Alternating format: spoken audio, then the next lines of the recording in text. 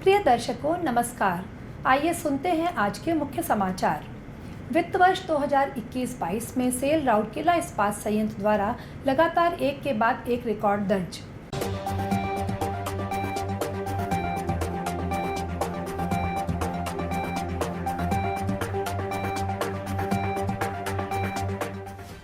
RSP के निदेशक प्रभारी द्वारा नई संचार पहल, लक्ष्य में विभिन्न विभागों के कर्मचारियों के साथ विचार विमर्श।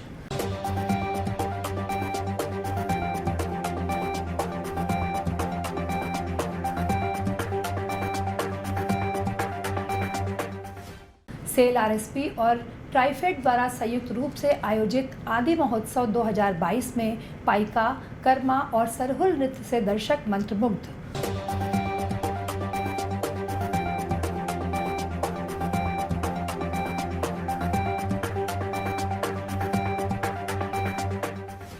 और आज़ादी का अमृत महोत्सव की कड़ी में आज के व्यक्तित्व हैं कविचंद्र कालीचरण पटनायक।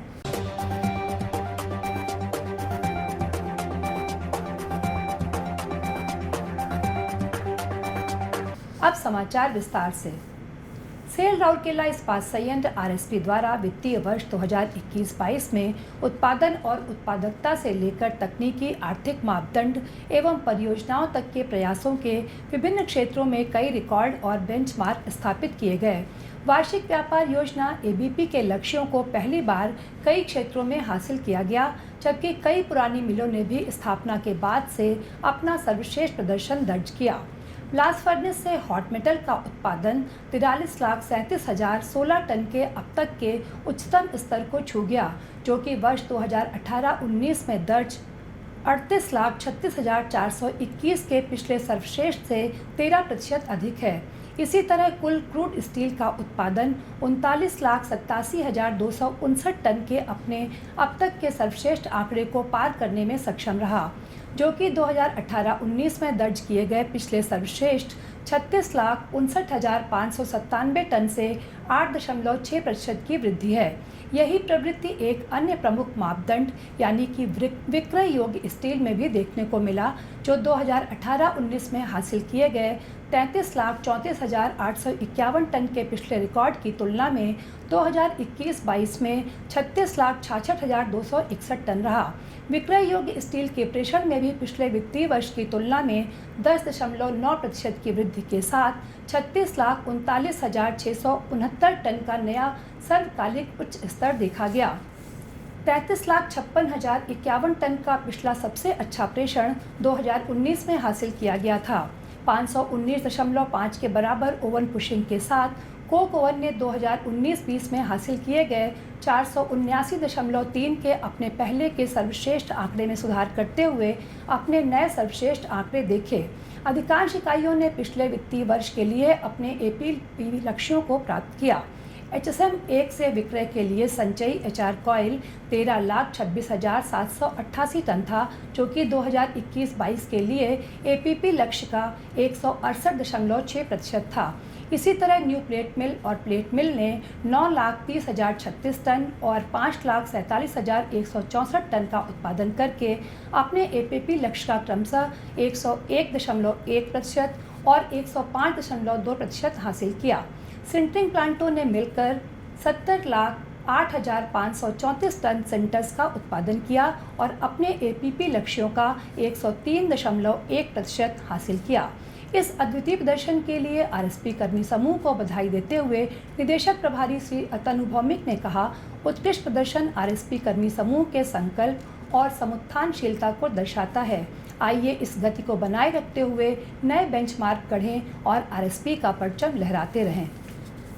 सेल राउरकेला इस्पात संयंत्र आरएसपी के निदेशक प्रभारी के सम्मेलन कक्ष मंथन में 4 अप्रैल 2022 को एक नया विचार विमर्श सत्र लक्ष्य प्रारंभ किया गया। निदेशक प्रभारी श्री अतनु भौमिक ने सत्र की अध्यक्षता की और इस्पात संयंत्र के विभिन्न यूनिटों के फ्रंटलाइन कर्मचारियों के साथ विचार विमर्श किया।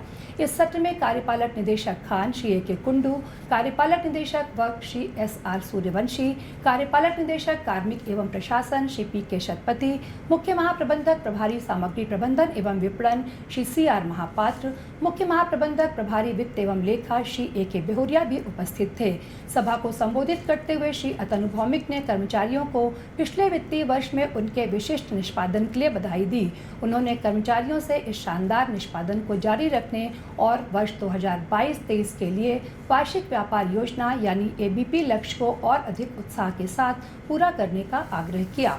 संयंत्र के विभिन्न विभागों से नामित कर्मचारियों ने उत्साहपूर्वक विचार विमर्श सत्र में भाग लिया और अपने कार्यक्षेत्र से संबंधित विभिन्न मुद्दों पर चर्चा की। उन्होंने कर्मचारियों और ठेका श्रमिकों को प्रेरित करने के लिए सुरक्षा और उत्पादकता में और सुधार कैसे किया जा सकता है, इस पर अपने अपने विचार और सुझाव भी साझा किए।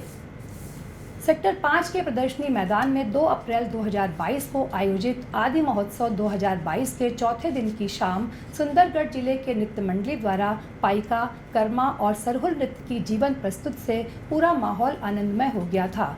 सुंदरगढ़ के माननीय सांसद श्री जुएल ओराम, RSP के कार्यपालक निदेशक कार्मिक एवं प्रशासन श्री P.K. शतपथी और ट्राइफेड इंडिया के पूर्व अध्यक्ष श्रीमती सुकेशी ओराम समारोह में विशिष्ट अतिथि थे।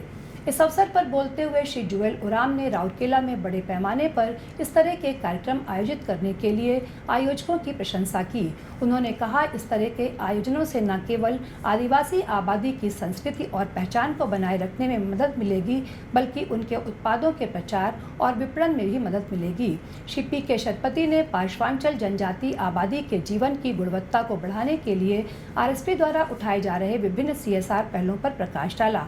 श्रीमती सुकेशी ओराम ने ट्राइफेड के साथ अपने जुड़ाव को याद किया और देश भर में जनजातीय संस्कृति को बढ़ावा देने और संरक्षित रखने में संगठन के दृष्टिकोण और महत्व को रेखांकित किया। ट्राइफेड के क्षेत्रीय प्रबंधक श्री राहुल राय ने शाम को अतिथियों को आदिवासी जीवन और समाज के प्रति उनके योगदान के लिए सम्मानित किया। आज़ादी का अमृत महोत्सव समारोह के तहत से राउरकेला इस्पात संयंत्र ओडिशा के प्रतिष्ठित व्यक्तित्वों पर समाचारों की एक कड़ी प्रस्तुत कर रहा है। आज के व्यक्तित्व हैं कविचंद्र कालीचरण पटनायक। 23 दिसंबर 1897 को जन्मे कविचंद्र कालीचरण पटनायक ओडिया नाटक जगत में एक अद्वितीय स्थान रखते हैं। उनकी प्रतिभा से प्रभावित होकर पुरी के गजपति श्री रामचंद्र देव ने 1927 में उन्हें कविचंद्र की उपाधि से सम्मानित किया था। उत्कल साहित्य समाज ने उन्हें 1944 में नाट्यचर्य की उपाधि से सम्मानित किया था। 1975 में संबलपुर विश्वविद्यालय ने उन्हें सम्मानित किया। डॉक्टरेट की उपाधि और उसी वर्ष भारत सरकार ने उन्हें प्रतिष्ठित पद्मश्री से सम्मानित किया था। 1971 में उन्हें संगीत नाटक अकादमी द्वारा उनके नाटक के लिए सम्मानित किया गया था।